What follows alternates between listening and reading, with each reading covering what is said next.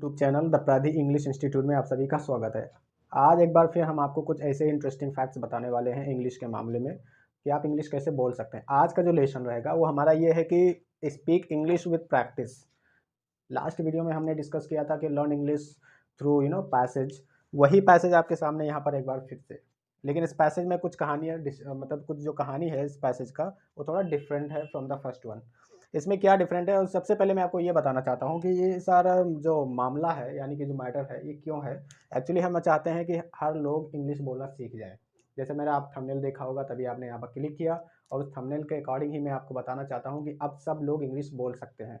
अब इंग्लिश बोलने के लिए आपको घर से बाहर जाने की ज़रूरत ही नहीं है। क्यों नहीं ज़रूरत है? क्योंकि आप जो चीज़ बाहर सीख सकते हैं वो चीज़ आप घर बैठे ही प्रैक्टिस कर सकते हैं, कुछ ऐसे ही आसान पैसेज के साथ।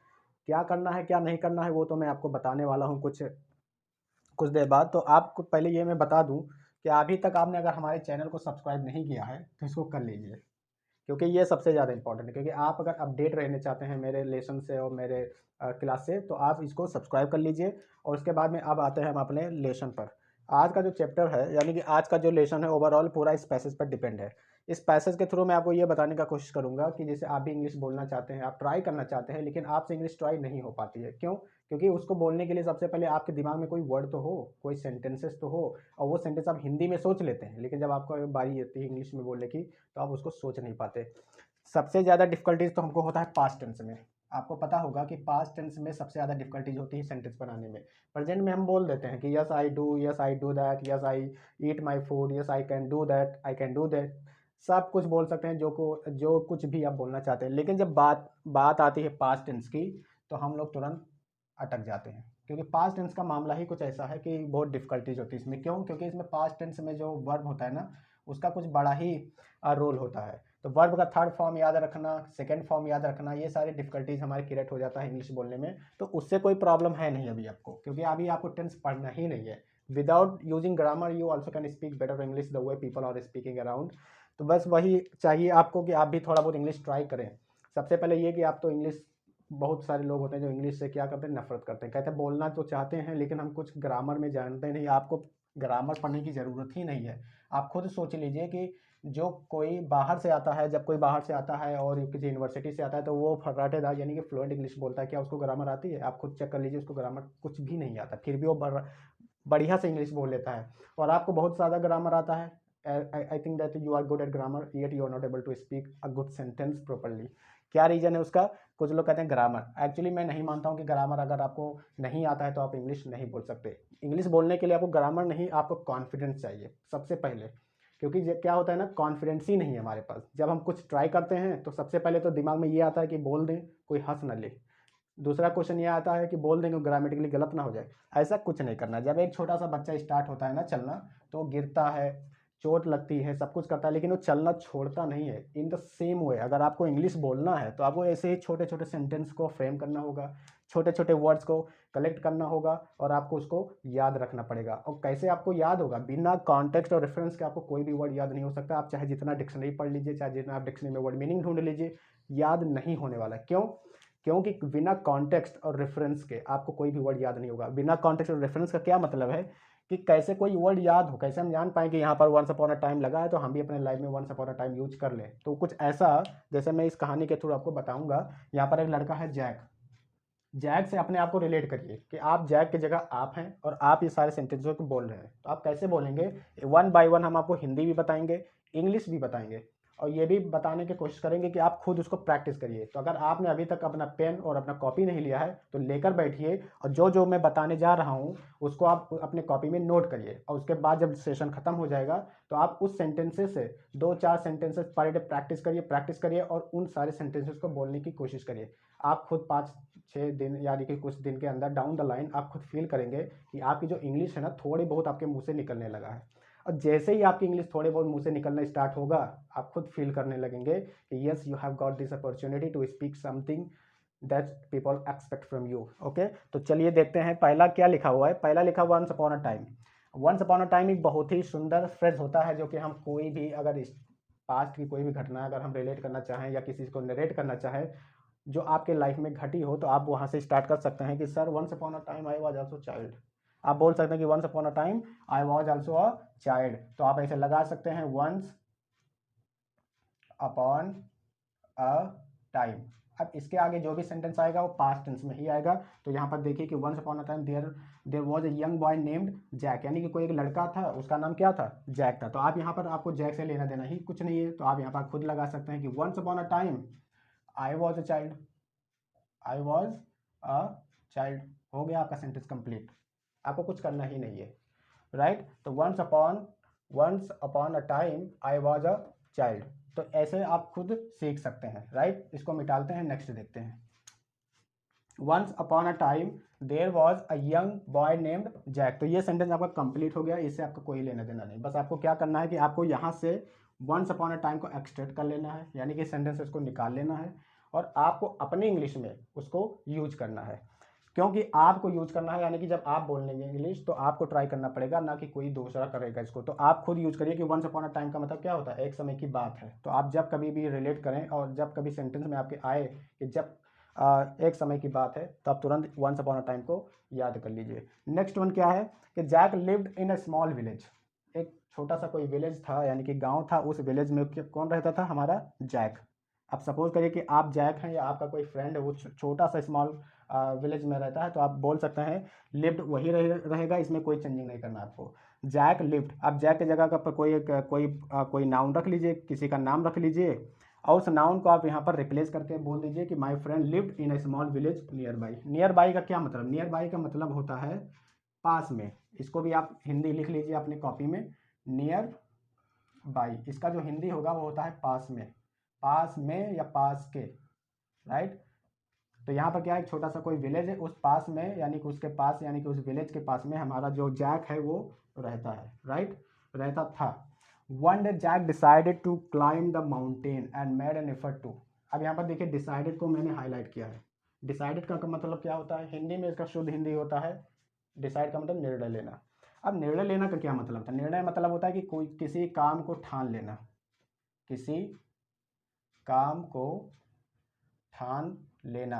इसका जो मीनिंग होता है निर्णय लेने का वो इतना बड़ा होता है, यानी कि इतना बड़ा हमको याद रखने की जरूरत ही नहीं है, हम छोटा सा डिसाइड याद कर लें तो मेरा काम हो सकता है। तो क्यों हम इतना बड़ा वर्ड मीनिंग याद करें, इससे बेहतर है मैं डिसाइड ही क्यों ना बोल दूँ। तो आप यहाँ पर डिसाइड को रिप्लेस कर लीजिए और अपनी जगह पर अपना लगा दीजिए। Yes I decided to do my work, I decided to go to my school, I decided to do wash my clothes. कुछ भी हो तो आप यहाँ पर डिसाइड वर्ड यूज कर सकते हैं, ये वर्ड भी है। क्लाइंब मतलब होता है चढ़ना, तो कहाँ पर चढ़ने की कोशिश कर रहा है जैक, माउंटेन पर, राइट। उसके बाद देखो यहाँ पर बहुत बड़ा फ्रेज लिखा हुआ है, made an effort to.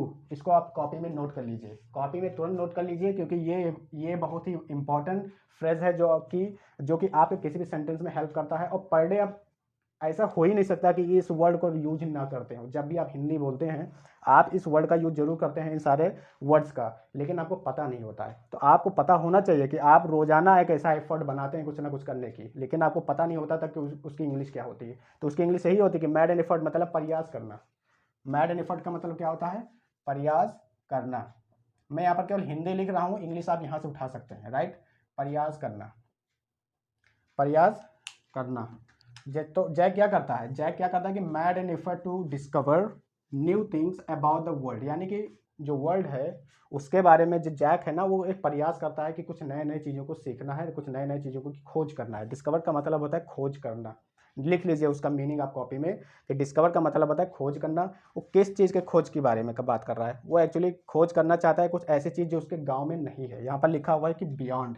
Beyond का मतलब किसी चीज़ के परे, यानी कि बियॉन्ड का मतलब होता है किसी चीज़ के परे। इसकी जो हिंदी होती है परे, यानी कि जो आपके गांव में नहीं है, कुछ अलग ही वो खोज कर रहा है उसके बारे में। तो वो खोज कहाँ करेगा, किसी वर्ल्ड में ही जाकर करेगा। तो उसने क्या प्रयास बनाया, मेड एन एफर्ट का मतलब होता है प्रयास करना, प्रयास करना। इसको लिख लीजिए, बहुत ही इंपॉर्टेंट स्ट्रक्चर है। आप इसके सहायता से बहुत सारे सेंटेंस खुद फ्रेम कर सकते हैं कि I made an effort to go to college, I made an effort to talk to my friends, I made an effort to go to America. कुछ भी आप बना सकते हैं केवल इस छोटे से फ्रेज के साथ। नेक्स्ट क्या कह रहा है, तो जाने की तैयारी कर लेता है। Jack pack some food water and map, कुछ वहाँ की तैयारी भी कर रहा है क्योंकि माउंटेन पर जाना है ना उसको। तो पैक कर लिया, क्या क्या पैक किया उसने, कुछ खाना भी पैक कर लिया, कुछ वाटर यानी कुछ पानी भी, एंड अ मैप, और कुछ उसके साथ मैप भी है, वो भी ले जाने की कोशिश कर रहा है वो। सेट आउट का मतलब यहाँ पर देखिए केवल एक फ्रेज वर्ब इसमें आया है, फ्रेजल वर्ब, केवल एक फ्रेजल वर्ब आया है, वो है सेट आउट। सेट आउट का मतलब देखिए क्या होता है, सेट आउट। सेट आउट बहुत ही बढ़िया फ्रेजल वर्ब है इंग्लिश का, जो कि हम लोग पर डे यूज करते हैं। सेट आउट का मतलब होता है अपनी यात्रा स्टार्ट करना, अपनी यात्रा शुरू करना। जब कभी भी आप कहीं पर अपने घर से बाहर जाते हैं तो आप वहाँ पर ट्राई कर सकते हैं कि just I set out my journey, या और I set out my journey to America whatever. तो वहाँ पर वो क्या कर रहा है कि and set out early in the morning, यानी कि वो सुबह ही, जस्ट सुबह ही उसने अपनी यात्रा शुरू कर दी। कहाँ के लिए, उस माउंटेन पर क्लाइंब करने के लिए। तो यहाँ पर आप रिप्लेस कर सकते हैं, सेट आउट निकाल लीजिए इसमें से, और सेट आउट अपने यूज कन्वर्सेशन में यूज कर लीजिए कि when I just wake up in the morning I set out my journey, right. तो सेट आउट का मतलब होता है यात्रा शुरू करना। ये एक फ्रेजल वर्ब है, PV, फ्रेजल वर्ब्स। नेक्स्ट देखिए, इन द मॉर्निंग ही क्लाइंब हायर एंड हायर। दो वर्ड यहाँ पर एक साथ लगा हुआ है, हायर भी लगा हुआ है, उसके बाद में फिर हायर। हायर एंड हायर का मतलब होता है ऊंचे से ऊंचा, ऊंचे से ऊंचा। इसका मतलब होता है ऊंचे से ऊंचा, यानी कि दो बार आपको दिखाई दे रहा होगा कि हायर डबल बाजी हो, यानी कि दो दो बार यूज हुआ है, हायर एंड हायर, यानी कि ऊंचे से ऊंचा। तो जो माउंटेन पर जाने की कोशिश कर रहा है ना, कि वो बहुत ही हायर था, मतलब छोटा ऊंचा ऊंचा नहीं था, बहुत ज़्यादा ऊंचा था, यानी कि higher and higher, double bar, यानी कि डबल बार आप देख सकते हैं कि हायर एंड हायर लगा हुआ है। Next, and soon he was above the clouds. उसके बाद वो इतना ऊंचा चला जाता है कि एबव द क्लाउड्स हो जाता है, यानी कि आसमान के भी, यानी कि जो बादल हैं हमारे, उस बादल के वो ऊपर चला जाता है। तो यहाँ से आपको कोई लेना देना नहीं है उससे, आपका लेना देना केवल सेट आउट से था, बियॉन्ड था, made an effort, nearby, and once upon a time. ये आपके सारे वर्ड थे जिससे आपको इंग्लिश बनाने में सहायता होगी। नेक्स्ट वन क्या है, the view was bread taking. यहाँ पर देखिए, ब्रेड टेकिंग का एक एग्जाम्पल आप ले सकते हैं, बहुत ही सुंदर वर्ड है ये, ब्रेड टेकिंग, यानी कि एक्सट्रीमली ब्यूटीफुल।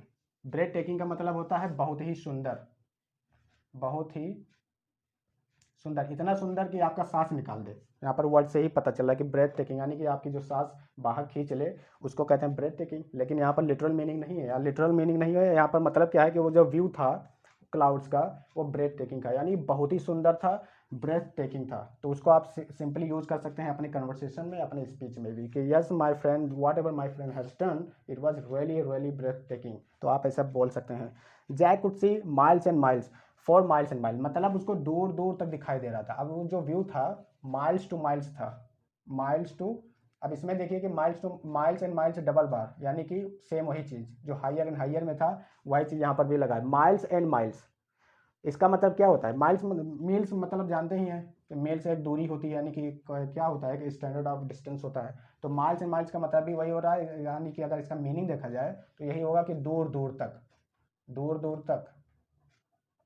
आप खुद इसको यूज कर सकते हैं कि yes, when I climb the mountain I just see everything for miles and miles, दूर दूर तक मुझे सब कुछ दिखाई देता है। जैक को भी दिखाई दे रहा था। नेक्स्ट वन क्या है, felt like he was on top of the world. अब जब वो वहाँ पर पहुँच जाता है तो उसको क्या दिखाई देता है कि उसको ऐसा फील हो रहा है कि वो on top of the world है, यानी कि पूरी दुनिया का जितना भी डिस्टेंस अगर देख लिया जाए ऊंचाई का, तो उस ऊंचाई पर वो इस वक्त खड़ा हुआ है, ऐसा उसको फील हो रहा था, क्योंकि वो काफ़ी ज़्यादा ऊंचाई पर चढ़ गया था। एक चीज़ और आपको बता दूं कि जो on top of the world होता है, वो अगर उसको हम लोग स्पोकन इंग्लिश में यूज करें, लिटरल मीनिंग नहीं, लिटरल मीनिंग का मतलब तो ये हो गया कि वो वर्ल्ड के सबसे ऊंचाई पर खड़ा था। लेकिन अगर इसको हम स्पोकन इंग्लिश में यूज करें, तो स्पोकन इंग्लिश में on top of the world का जो मतलब होता है, on top of the world, इसका मतलब होता है सबसे ज़्यादा खुश होना, सबसे ज़्यादा खुश होना, सबसे ज़्यादा खुश होना। आप सिंपली इसको बोल सकते हैं कि when I meet my friend I just feel on top of the world. इसके मतलब ये होगा कि आप स्पोकन इंग्लिश में इसका जो मीनिंग होगा वो डिफरेंट होगा। यहाँ पर जो कॉन्टेक्स्ट है वो ये नहीं है कि वो सबसे ज़्यादा खुश था, इसका मतलब ये हुआ कि वो माउंटेन पर चढ़ा और उसके बाद वो फील कर रहा था कि वो on top of the world है, यानी कि पूरी दुनिया की सबसे ऊंचाई पर खड़ा हुआ है और वहाँ से सारी चीज़ें क्लियरली वो देख सकता है। तो on top of the world अगर स्पोकन इंग्लिश में बात करें, स्पोकन इंग्लिश में, तो सबसे ज़्यादा क्या होगा कि on top of the world का मतलब होता है सबसे ज़्यादा खुश होना। तो आप स्पोकन इंग्लिश में यूज़ कर सकते हैं कि when ever I come across my friend in the party I just feel on top of the world, इस तरह यूज़ कर सकते हैं इसको। नेक्स्ट कुछ नहीं है, अब जो बाकी बचा वो क्लाइमैक्स है कि as he continued his climb he faced many challenges. जब वो अपने यात्रा शुरू कर देता है तो फिर जब वो माउंटेन पर चढ़ता है तो उसको बहुत सारे चैलेंजेस फेस करना पड़ता है। The path was steep and Rocky. अब जो उसका जो यात्रा था, यानी कि उसका जो रास्ता था वो स्टीप भी था, रॉकी भी था, कुछ चट्टान भी थे, कुछ फ्लक्चुएशन था उस रोड में, कुछ नीचे था तो कुछ ऊबड़ खाबड़ था। And he had to be careful not to, इसको देखिए, had to be careful, careful मतलब उसको क्या होना पड़ता था, केयरफुल होना पड़ता था। ऐसा नहीं कि बस वो जा रहा है, उसको केयरफुल होना पड़ता था किस चीज़ के, वो स्लिप ना हो जाए और फॉल ना हो जाए, यानी कि इस चीज़ के लिए उसको क्या होना पड़ता था, सचेत, सचेत होना पड़ता था। अब यहाँ पर मैंने जो आपका जो मेरा मतलब actually you can understand that what my purpose to tell you this story and what this story is all about, कि आपको यहाँ पर केवल जो निकालना है ये चीज़ और उसको निकाल के अपने सेंटेंस में यूज करना है। मेरा इस स्टोरी का हिंदी बताने का कोई मतलब नहीं, बस मैं ये बताना चाहता हूँ कि इसमें जो स्ट्रक्चर लगे हुए हैं, यानी कि जो वर्ड आपको रेड कलर का दिखाई दे रहा है, फ्रेजेस दिखाई दे रहा है, उसको निकाल करके आप अपने स्पोकन इंग्लिश में यूज करिए, राइट। तो स्पोकन इंग्लिश में यूज करना मतलब क्या हुआ कि I had to be careful, यानी कि अगर आपको भी ऐसे बोलना है सेंटेंस तो बोल सकते हैं कि I had to be careful not to talk to bad people, I had to be careful not to go somewhere. तो ऐसा आप यूज कर सकते हैं, सचेत होना पड़ता था, यानी कि जय को सचेत होना पड़ता था। Slip and fall but he preserved and eventually, eventually का मतलब होता है अंत में, यानी कि आखिरी में क्या हुआ कि he reach the top of the mountain, और आखिरी में ऐसे वो चलता रहा और आखिरी में क्या होता है ना, अंत में वो अपने माउंटेन के सबसे सिरे पर पहुंच जाता है। तो ये स्टोरी था जिसमें से हमको कुछ इंपॉर्टेंट वर्ड्स और कुछ फ्रेजेस और कुछ इडियम्स निकलने, इडियम तो सॉरी इसमें इडियम्स आया नहीं, लेकिन कुछ फ्रेजल वर्ब्स आए हैं और कुछ आपके फ्रेज भी आए हैं, जो कि मैंने पहले ही सबको बता दिया है। इन सारे कॉपी में आप लिख लिया होगा आई होप, और इसको आप खुद ट्राई करिए पर डे बोलने का, खुद स्टोरी बनाइए, खुद जैक को रिप्लेस करिए, अपने फ्रेंड को उसमें फिट कर दीजिए। अगर आप ऐसा करते हैं तो आपको 5 और 6 डेज में खुद ही फील हो जाएगा कि आप भी कुछ सेंटेंसेज इंग्लिश में बनाना स्टार्ट कर दिए हैं। आई होप कि आपको आज का वीडियो समझ में आ गया होगा। ऐसे ही और भी सेंटेंसेज, फ्रेजेस और इडियम से मैं आपको पैसेज के थ्रू बताता रहूँगा। सबसे इंपॉर्टेंट चीज़, अगर आपने अभी तक मेरा चैनल सब्सक्राइब नहीं किया है तो कृपया कर लीजिए, क्योंकि मैं आपको ऐसे ही इंग्लिश से अपडेट कर रखता रहूँगा, और भी बहुत सारी चीज़ें हैं जो आपको मैं 1 बाय 1 बताता रहूँगा। तो आज की वीडियो में बस इतना ही, मिलते हैं नेक्स्ट वीडियो में, तब तक के लिए थैंक यू।